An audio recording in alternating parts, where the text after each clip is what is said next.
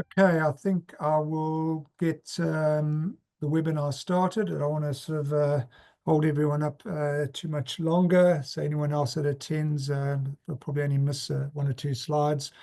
So let's get this webinar titled Introduction to Filtration Using Geotextiles underway. So welcome to what is an interesting topic that is often neglected in design, but is an area where I've seen the most failures of geotextiles in my more than 30 years in the industry. My name is Gordon Stevens, and I'm the technical manager for Geofabrics New Zealand. And my first experience with geotextile filters was quite a while back, back in the early 1980s, where I was exposed to geotextiles being used in the tow drains of earth dams. I've spent a fair amount of time actually compiling this presentation using the work of many leading geosynthetic practitioners, which has been a real challenge given the wealth of research into this particular topic. The fundamentals, however, do not change. And this is what I want to convey to you today. If you've got any questions, please leave them in the Q&A section, and I will endeavour to address these questions at the end of the webinar. Note that this webinar will be recorded and made available on the Geofabrics Academy next week. So we need water for living, but for engineers, water can be a challenge. Here are some of the negative effects of water on structures. Both internal and external erosion are highlighted in these particular images. Now, of course, correct drainage design practice using traditional materials has been shown to be effective, as what can be seen in Roman road construction. Times have changed, with the ability to extract aggregates more challenging. Increase in transport costs continue to place pressure on project budgets. There's also a strong movement towards more sustainable solutions from asset owners, and the demands on infrastructure like roads have increased exponentially since these ancient times. The introduction of geotextiles as an engineering material has helped to reduce demand on extraction and processing of aggregates. And importantly, especially for those designers out there, offers a higher level of predictability in design. So what are we going to cover over the next 30 minutes is I'll start off with an introduction to what is filtration, then look at the filtration mechanism, moving on to a review of the filtration design parameters. Importantly, we will consider the design criteria of permeability, retention, survivability, and durability. And then we'll finish off by compiling these criteria into a design example, a standard design example, following particular design criteria. So, introduction to filtration. Purpose of a filter is to prevent soil from entering the drain. That would reduce the effectiveness of the drain. It should be noted that the design of both granular and geotextile filters are based on experience, and the formula used are empirically derived. So those of you who use numerical modeling techniques may struggle with anything with much information in this particular field of engineering. A good understanding of the various elements is essential for effective design. So looking at these various numbered values here, we start off with the in situ surrounding material. We need to understand what constitutes that material. We need to know the filtration material properties. We also need to know the characteristics of the drainage material type, as that can have an effect on the installation damage to the geotextile. And then lastly, we need to know what liquid we're dealing with, whether it's a straight water or if you've got a containment application, you're dealing with leachates that or other chemicals that could react with the filter. The external considerations to include are whether the flow is in a steady state or dynamic flow. We then need to consider how the geotextile will be deployed, because this is very important on the installation side to ensure that it functions efficiently. We need to look at the selection of the geotextile to survive those installation stresses, which can be very important, especially when it comes to rock revetment applications. And then we need to consider the long-term durability of the geotextile, especially in applications such as landfills.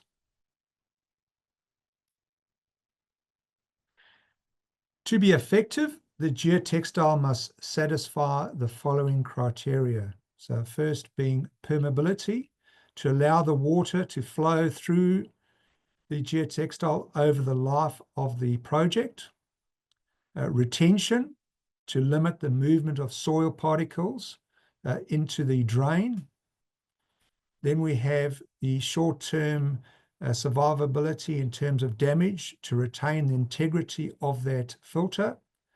And then lastly, longer-term durability to survive any biological or chemical attack. Now, there are three types of filter applications from a retention viewpoint. First being total retention, where the filter in a zone dam is used to prevent loss of clay by stopping particle migration. Now, in this application, these filters become progressively clogged. However, this is not an issue as they form part of the system to retain water. Moving on to number 2, optimum retention. This is where filters are found in geotechnical structures such as drainage trenches and drainage blankets. The filters here must maintain their permeability and retain the soil as a whole with minimal particle loss.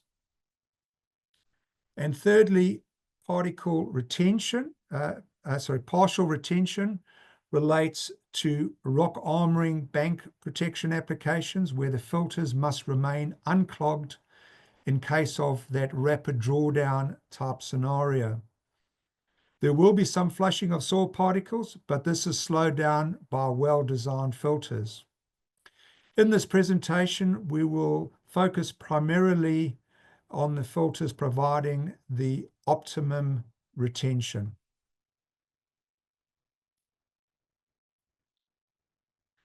Now, a geotextile does not solely act as a filter. It is a catalyst to forming a filter layer. What we'll do is we'll explore how this works over the next few slides. So in this particular slide, what we see here is the in situ soil. So this is represented over here. This red dashed line is your geotextile filter, and this is your drainage aggregate over here.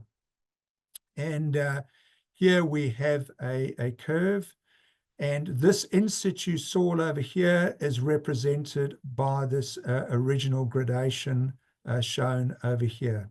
So from 0 to 100 over in this particular area in terms of percentage and as size over here.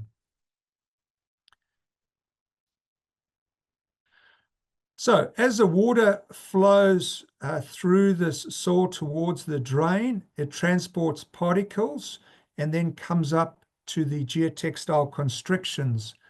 and ends up depositing these particles around those restrictions to form a bridging zone, which is designated B in that graphic.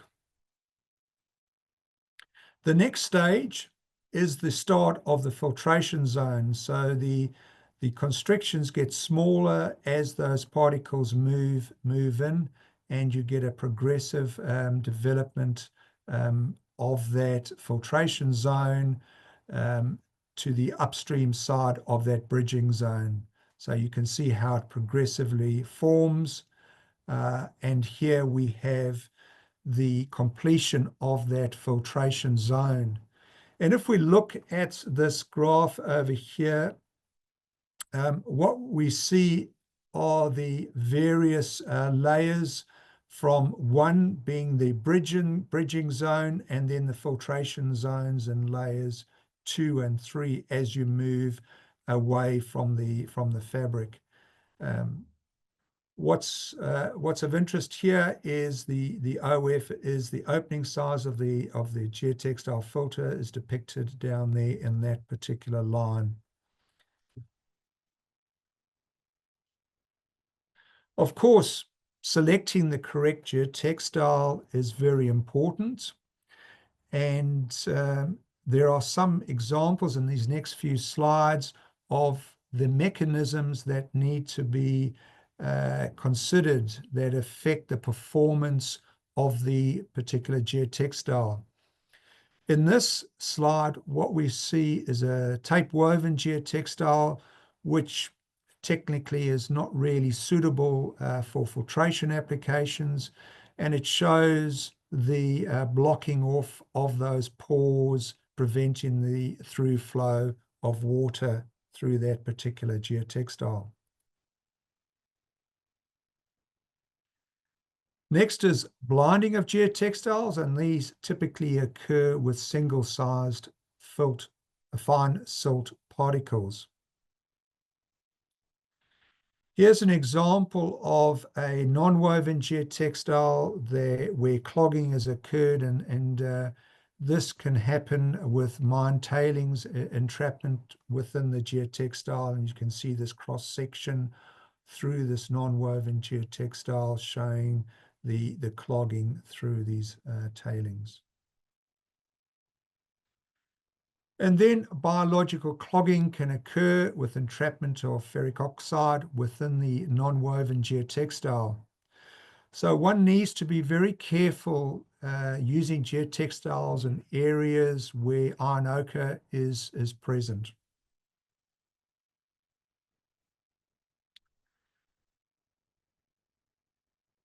The soil to filter contact is really important. Having that intimate geotextile to soil contact is essential for filtration. So you want to avoid any stiff geotextiles, typically stiff woven geotextiles, that would tend to bridge any voids over here, not conform to that profile, creating those voids which would affect the filtration ability of the geotextile. So important consideration when selecting those geotextiles. You don't get bowling green, smooth trench sides normally in these particular applications. So moving on to the filter design parameters, the soil is a key element in design that needs to be understood. So we typically consider all soils to be internally stable. However, this is not always the case. Examples of unstable soils that can result in piping and internal erosion include wind-blown silt deposits like Lewis and some of the glacial silts. Research from Kenny and Lau and Lafleur suggests that broadly graded soils with a CU, coefficient of uniformity, greater than 20, with concave upward grain size tend to be internally unstable. So carrying out getting a PSD, particle size distribution curve, through a sieve analysis on your soils is very important.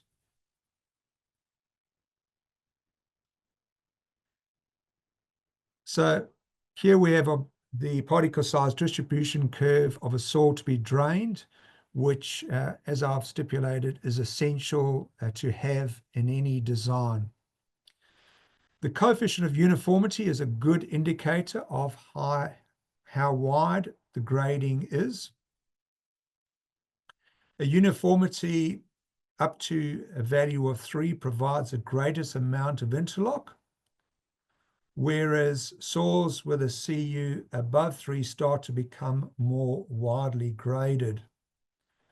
And here we see how you calculate that CU value, looking at a uniformly graded soil, taking the D10 and the D60 of that particular soil to obtain that coefficient of uniformity. Plasticity is another soil test that is easily carried out. In the case of clays, this results in a slow water flow, reducing the likelihood of erosion, but on the other hand, a lot slower drainage. Obviously, beware of cohesive soils or clay soils that are dispersive and that will erode. Permeability, on the other hand, in terms of testing, can be a lot more challenging. Laboratory testing does not always represent what you see in the field, resulting in lower permeabilities due to remolding of your sample. There are numerous expressions developed, if you go through all the textbooks, for estimating permeability of soil. The Hazen formula shown here is just one of many of those particular formula.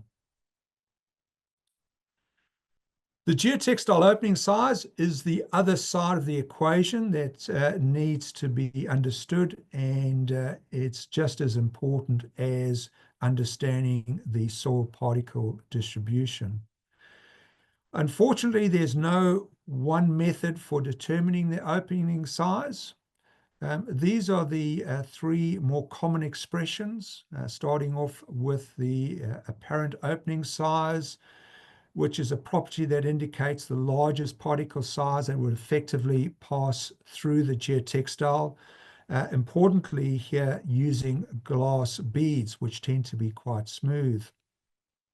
The equivalent opening size, the EOS, this is a property that indicates the particle size diameter for which 95% of the sand fraction would be retained on the geotextile. So subtle difference in terms of using glass beads and using a sand material. The COS, which is a characteristic opening size, this is a wet sieve test, and so this property is obtained by washing graded sand through the geotextile. So the characteristic opening size corresponds to the 0.90 of the sand passed. Now, some researchers suggest that a more complete pore size distribution, PSD, is more important, but this is a whole separate topic outside of what we will be discussing today. Here we have a standard procedure for determining the EOS of a geotextile following the AS test method, which is the common test method used in our region. So a minimum of 5 samples are taken across the roll for the test. The samples are dried out. You don't want any moisture in there, using a dry, clean quartz sand. And the sieve machine is run for a period of 10 minutes, after which sand is collected and weighed. And what you can see is the plot and a table of results for the 5 specimens at the bottom of the slide. The next criteria to discuss is permeability. Now, there's many published methods specifying the permeability of filters. A lot of the common ones will tend to state that the permeability of the filter should be greater than the permeability of the soil. This goes back to the work done for granular filters established by Tazagi in the 1920s. Other methods specify permeability of the filter should be 10 times greater than the permeability of the soil. J.P. Giroux, through his work, suggests that the geotextile permeability should be greater than the soil permeability multiplied by the hydraulic gradient near the filter. This method in most cases results in a permeability 1 to 10 times greater than the soil permeability. So, typically what you'll find is that for critical applications, you want the filter to be at least 10 times that of the soil permeability. Right, moving on to the all-important retention criteria, which is designed to limit piping through the soil. This can be quite contradictory to permeability, where a higher flow is required to be capable of transporting soil particles. In subsoil drains, we have both steady state flow conditions, whereas in revetments, the flow is very dynamic. And I'll just have a glass of water before I tackle this particular slide. So what we have here is quite a busy slide. So this is a work by Lutek and his colleagues.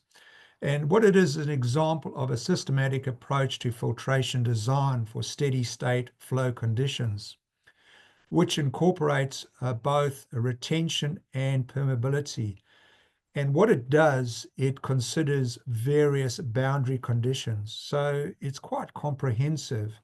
Moving through the various conditions for the site, one ends up with the retention formula, measuring the geotextile opening size to a function of the soil grading. So a very good approach and a complete approach for retention criteria for the steady state flow conditions.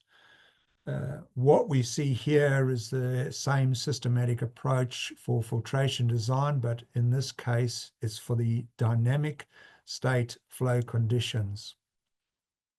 So once again, looking at all those various boundary conditions. Lawson suggested a more simplified approach to soil retention for subsurface drainage applications. Here, there are three empirical parameters to consider.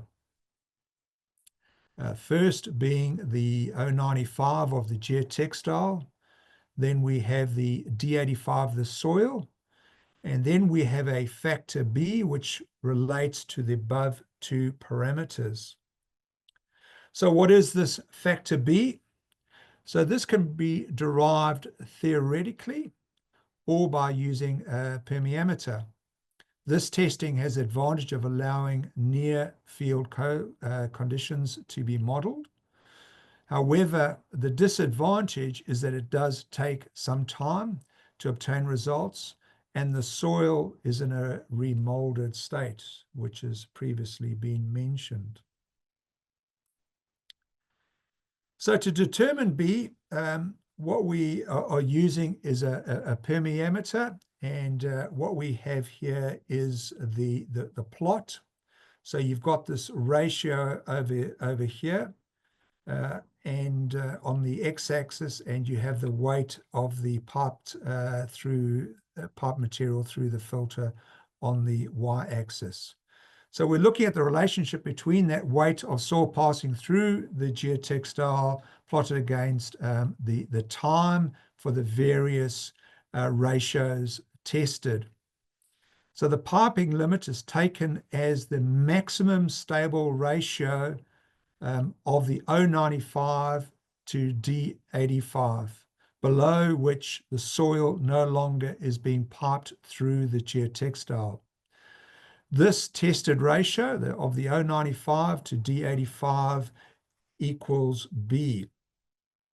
Now, if we put this to an example, What we have here is a series of results for a tropical soil. And if we look at the graph, what we see is that a ratio value of round about 0.6. Below that, there's no soil piping through that filter. So we're at 0. If we have a further investigation of that curve, what we'll see is that some initial soil pipes through for values between 0.6 to 1, which reduces to 0 after about 100 days. So technically, what we could say is that the piping limit would be a B of 1 for that particular soil. Now, research has shown for filtered fine-grained soils with a plasticity index of less than 10, a B value of between 2 and 3 is appropriate for that particular formula. Right, so let's move on to a design example. So to compile everything that we've covered, we'll look at a design example considering a traditional geotextile wrap drain, incorporating a drainage aggregate, in this case a 20x7 drainage aggregate with a perforated collector pipe at the base. And we're going to follow the Guide to Pavement Technology Part 10, subsurface drainage in Ostroads. So easy document to follow. There are 7 steps taken for designing the geotextile filter. These consider the key criteria of retention, permeability, damage, and durability. So let's move through those 7 steps. So we start off by getting our sample, putting it in the sieves, shaking it up, and obtaining our grading curve for this application being a sandy silt material. You then obtain the various characteristic sizes from that curve, and you can obtain your coefficient of uniformity, which in this case is a value of 6.51. So this can be considered a relatively widely graded material. The EOS is normally obtained from the manufacturer's data sheet or from product test report. Note in this instance, the EOS means that 95% of the particles with a diameter of 0.174 millimeters is retained by the geotextile. So that's what that extract from a test report is showing over there for the geotextile. So moving on to the retention criteria, the Ostroads guidelines make reference to retention criteria from Lawson. Expanding on this retention criteria provides some additional guidance for different soil types. So what we see is both a granular soil approach and a fine grained soil approach defined by that 0.1 millimeter limit. So in this case, we have a D85 of 0.7. So the soil in this instance would fall into that granular soil criteria. So what we see over here is that the geotextile therefore satisfies the criteria for that granular soil, where the O90 is less than or equal to that 0.7 being the D85 of the soil. Now you'll note suddenly there's a reference to O90 and we've been talking about the O95.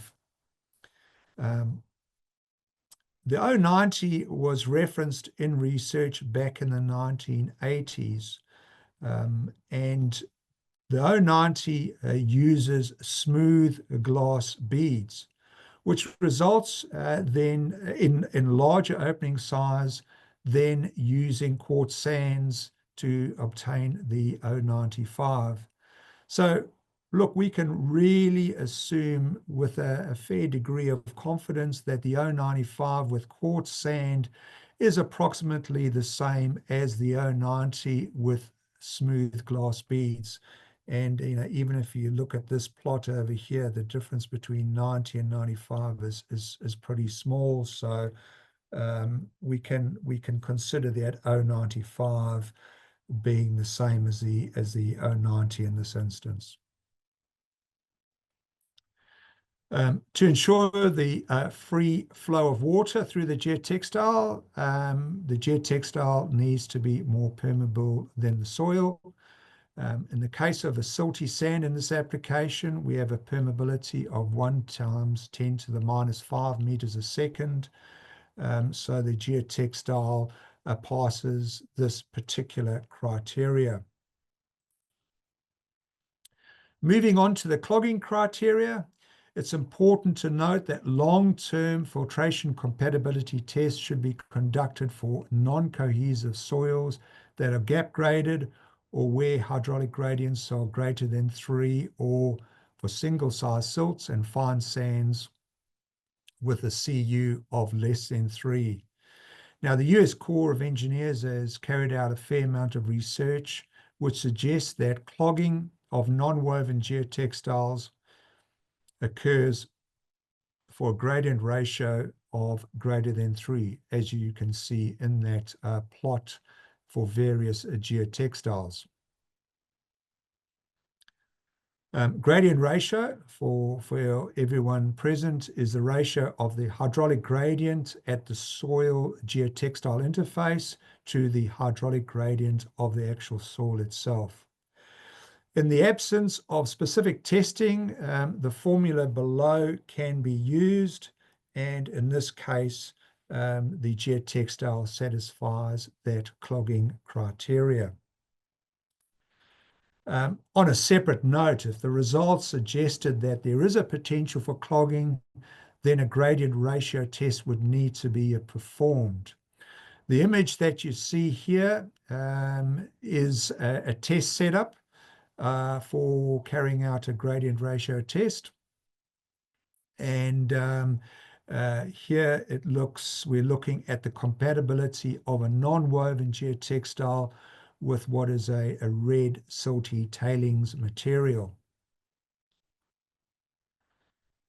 This is a plot of the results, which show that the system stabilized at around 300 minutes, with about 0.254% of fines passing through the geotextile and 0.143% of fines retained within the geotextile from this test.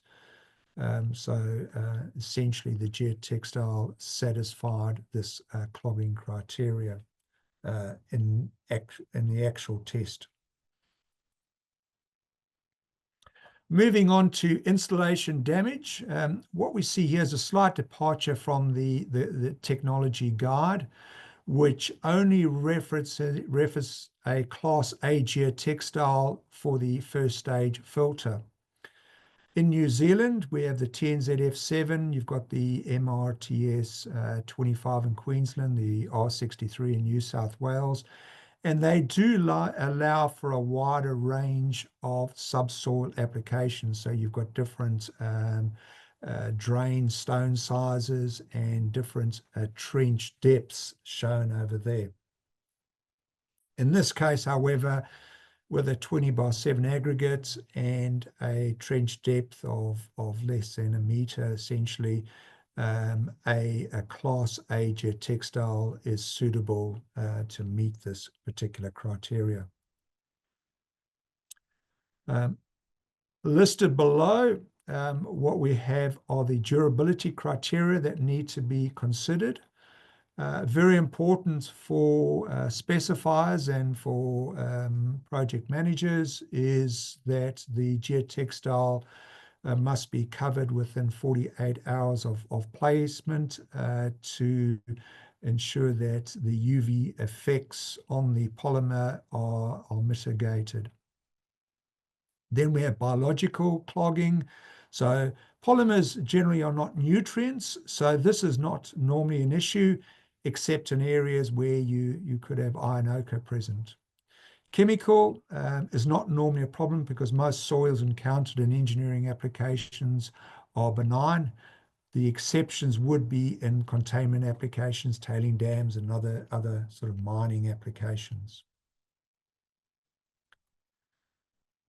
So to conclude, design approach for filters is based on experience. Correct design ensures the integrity of the drain to maintain the drain's effectiveness. This is not a sort of cut and paste approach. We need to understand how that soil is going to interact with the geotextile being used. So soil testing is an integral part of the design.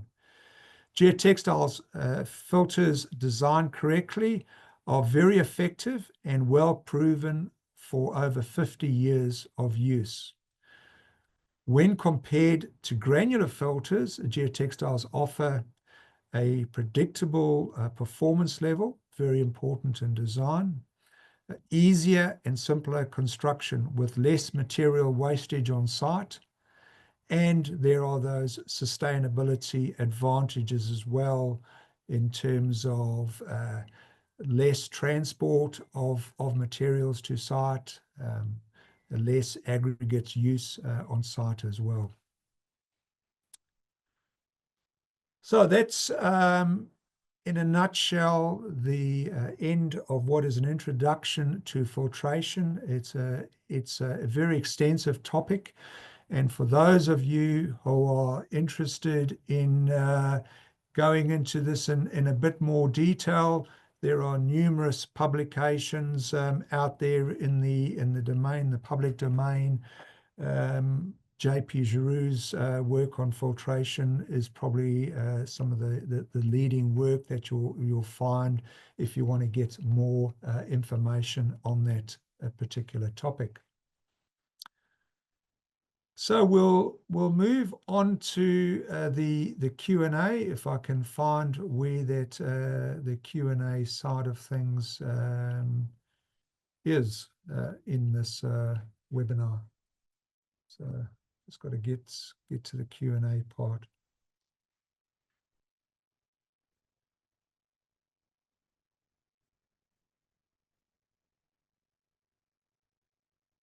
Oh, there it is. I was hiding.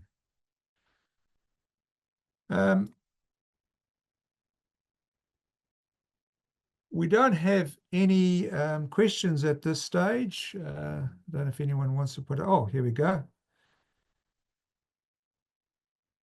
Okay, so first question is, will the slides be available for download? I've got my email address there, so you're welcome to contact me if you want a copy of the slides, and I'm more than happy to make them available to you. So just make a note of the email address and I can make the slides available.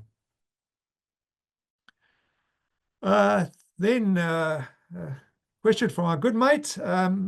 What's your comment on laying a filter geotextile on wet soil that has formed a slurry on the surface? Common in subsoil drainage trenches. So yeah, that is an interesting question. Would have to sort of understand what the slurry is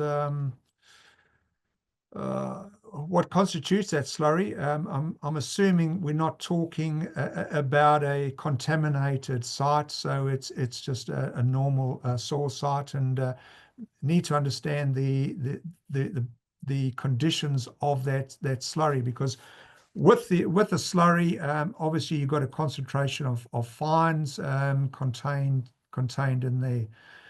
So you've got a sort of rich zone of fines.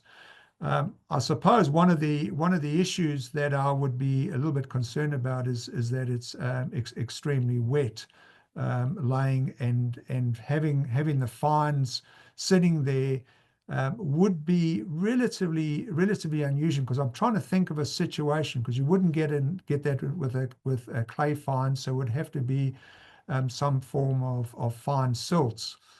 So understanding, carrying out a test on that soil first of all would be, getting a particle size distribution on that soil would be very important. And I would also check that soil for dispersion, see if it's partially dispersive, because that would sort of suggest why you would get slurry forming.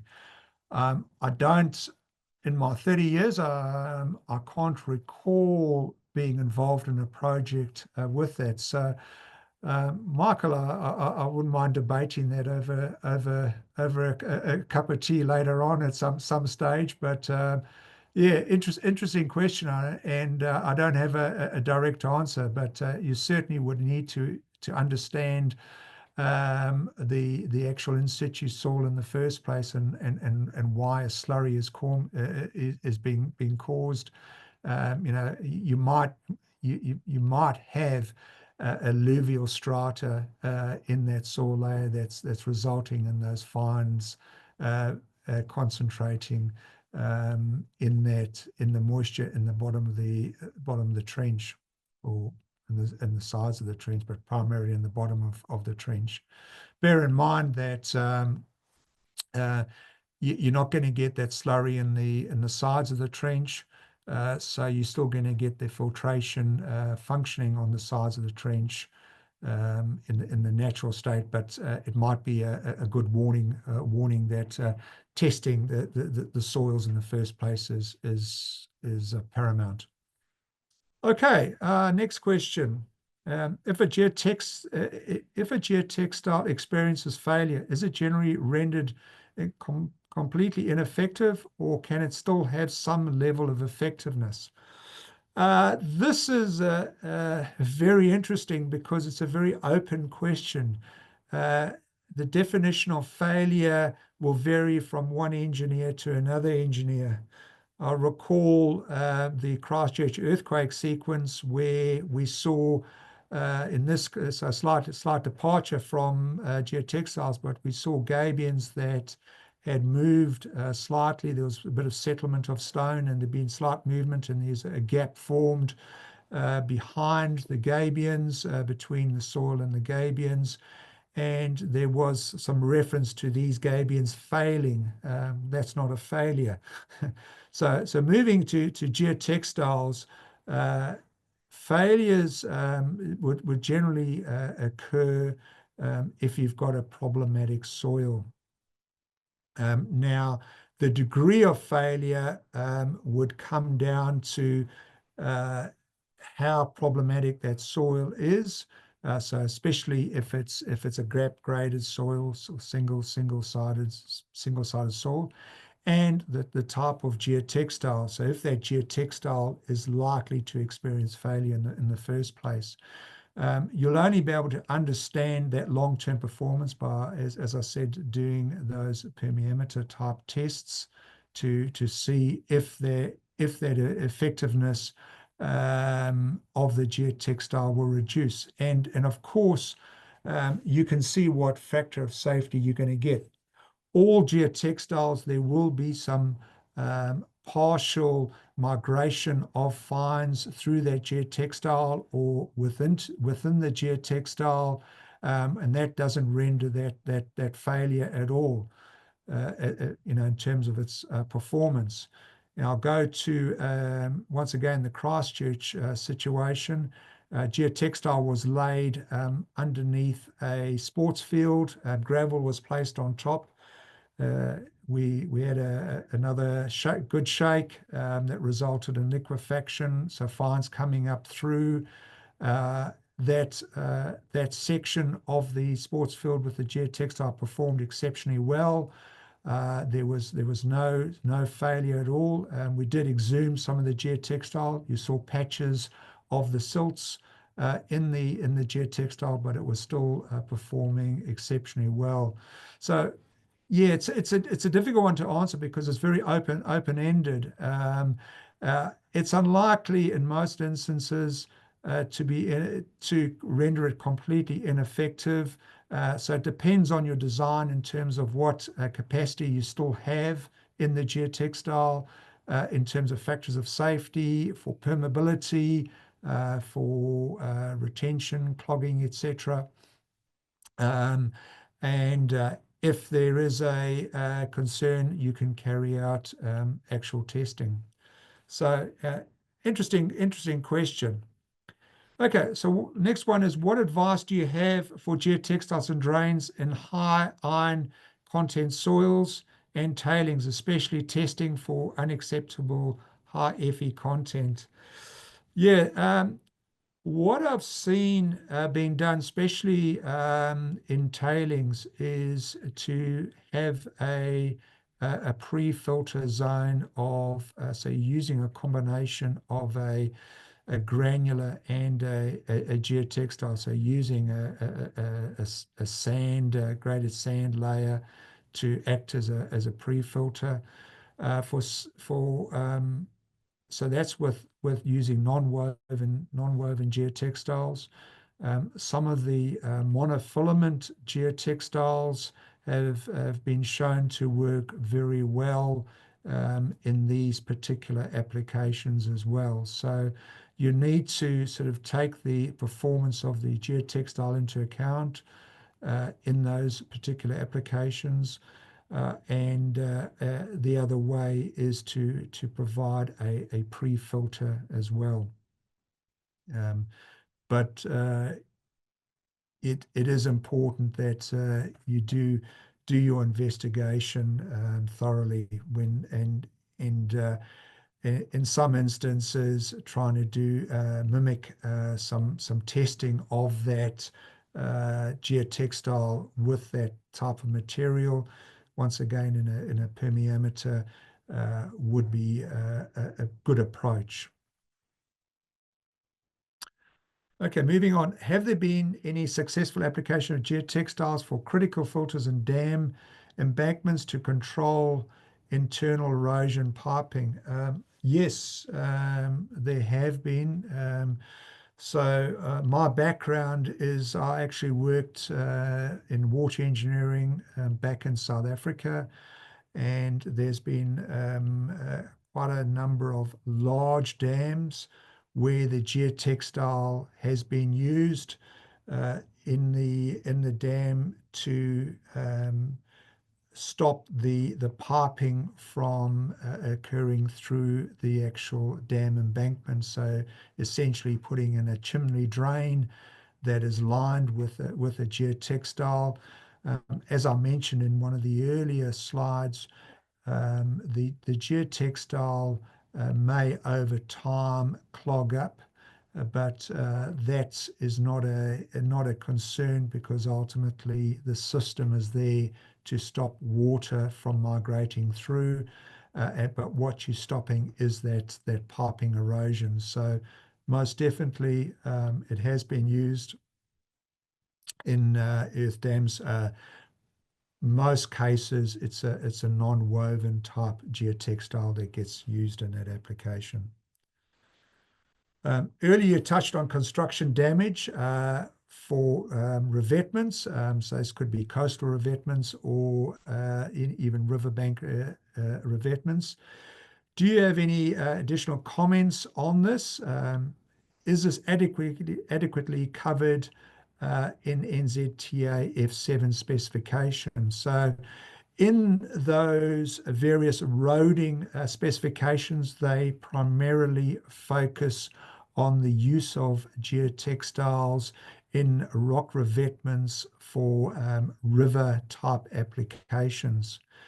When it comes to coastal revetments, there's a little bit more to consider in terms of the performance. So there is a more likelihood for abrasion in those more dynamic coastal environments. But in terms of construction damage, this is a very site-specific or bespoke consideration. And you really are looking at a construction methodology for the geotextiles. So you're matching the stone size that you are placing on top of the geotextile to the construction methodology in terms of placement of that stone. So how high you are dropping that stone, so creating that energy that would cause the damage to the geotextile. So in a lot of cases, carrying out site-specific testing with the equipment to be used and the methodology, and doing visual inspections with that geotextile is best practice. There has been research by various manufacturers and researchers into installation damage, and that documentation can be found supplied by various manufacturers and found on the web as well, showing for various stone sizes and certain drop heights what the likely type of geotextile, what level of robustness you need from that particular for a geotextile to resist that damage. So the damage, especially for coastal, is quite different to what you would likely experience in the river environments. However, for large rivers, there is some situations where you're going to be experiencing some of that large damage from larger rocks, and once again, specialist testing should be carried out, or specialist guidance. Okay, so the next one for clarity: is there an issue with trench drain being backfilled with gap-graded materials such as 20x7 and wrapped in a geotextile? In the earlier slide, there was a preference for well-graded material, so there's an intimate contact between the in situ soil, geotextile, and drainage aggregate. So there are two types of drains, French drains, that you can get. One is using a sort of open aggregate like a 20x7 aggregate, and the other one is using a well-graded drainage aggregate that has very good permeability characteristics. In New Zealand, they sometimes refer to that as a F2 graded aggregate, which is very, very expensive. And that would be your granular, and the trench doesn't need to be wrapped. However, using an open graded aggregate, yes, the trench does need to be wrapped, because an open graded aggregate would allow the fines to contaminate it and reduce its effectiveness. Now, in terms of that intimate contact, we haven't seen any issues in terms of that intimate contact with a 20x7 geotextile and in situ soil interface, especially in the case of non-woven geotextiles. Woven geotextiles, possibly there could be some issues, but what we've got to remember in this instance is that the flow is unidirectional. So it's coming from the in situ soil through the geotextile into your drain. So the intimate contact is primarily important between that in situ soil and the geotextile, less so on the other side of the geotextile where the drainage aggregate is. So hopefully I've been able to answer all those questions. We're coming up to 3 o'clock, which is coming to the end of the slideshow. On behalf of Geofabrics and myself, I'd like to thank all of you for your attendance. Once again, if you need to get a copy of the presentation, just contact me on my email address there. And thanks for your attendance, and we will end this webinar now. So cheerio.